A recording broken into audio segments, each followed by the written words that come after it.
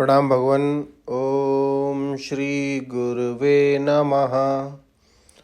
ओम गुरुर्ब्रह्मा गुरुर्विष्णु गुरुर्देवो महेश्वरः गुरु साक्षात् परम ब्रह्म तस्मै श्री गुरुवे नमः।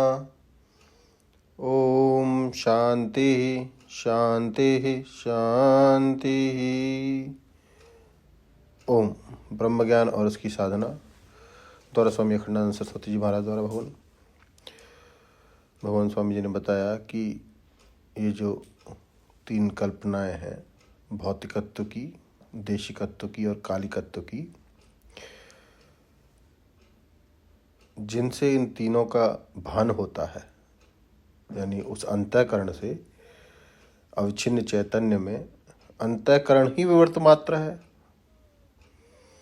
तो ये तीनों देशिकत्व, कालिकत्व, भौतिकत्व तो विवर्त मात्र हैं ही।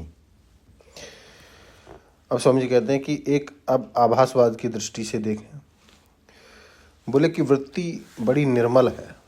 प्रकृति सत्व प्रधान अवस्था अंतःकरण की वृत्ति की है और उस निर्मल वृत्ति में शुद्ध चैतन्य आभासित होता है। तो शुद्ध चैतन्य में तो न क्षणिकत्व है, न जन्म मरण है, न गमन आगमन है, न परिच्छिन्नत्व है, न भौतिकत्व है, न द्रव्यत्व है, न दृश्यत्व है।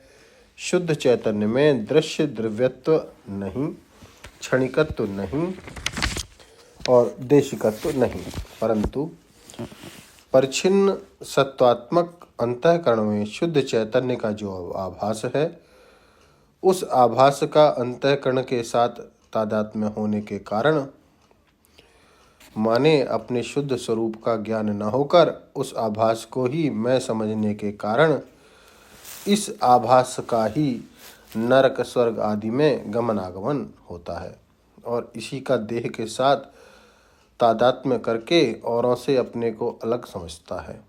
यह आभास अपने शुद्ध स्वरूप का ज्ञान होने के कारण, अपने को आभास रूप समझ लेने के कारण इन सब का अपने आप में आरोप कर लेता है। तो भाई यह जन्म मरण कब तक? कि जब तक तुम अपने को शुद्ध चैतन्य नहीं जानते। यह नरक स्वर्ग आदि में गमन आगमन कब तक? कि जब तक अपने को शुद्ध चैतन्य नहीं जानते। यह समाधि काल, विक्षेप काल और अपने अनंत काल का भेद कब तक? अपने उच्छेद का भय कि मैं मर जाऊंगा, मेरा नाश हो जाएगा, यह भय कब तक? जब तक तुम अपने को स्वरूप नहीं जानते।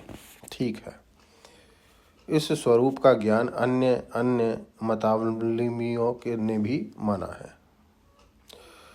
जैसे योगियों ने यह जो केवल दृष्टा है, इसका स्वरूप अवस्थान माना है।